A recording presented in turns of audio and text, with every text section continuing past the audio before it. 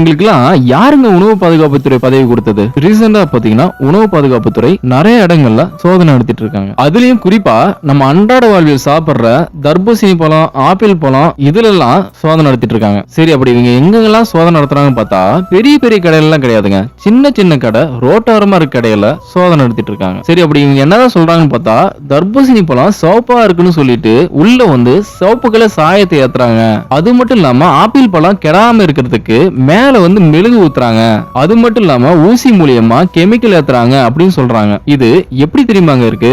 நம்ம அப்பா சொல்ற மாதிரி மது வீட்டிற்கும் நாட்டிற்கும் கேடு, குடிக்காதீங்க அப்படின்னு சொல்லிட்டு டாஸ்மார்க் கடையை மூடாம மூளைக்கு மூளை டாஸ்மார்க் வச்சிருக்காங்க. அதே மாதிரி தாங்க எதுவும் பழங்கள்ல செலுத்துற கெமிக்கல் ஃபேக்டரியை பேன் பண்ணாம ரோட்டோரமா இருக்க தள்ளுவண்டி கடைக்கு போய் அது இருக்கு இது இருக்குன்னு சொல்லிட்டு மக்களுக்கு முன்னாடி நடிக்கிறாங்க.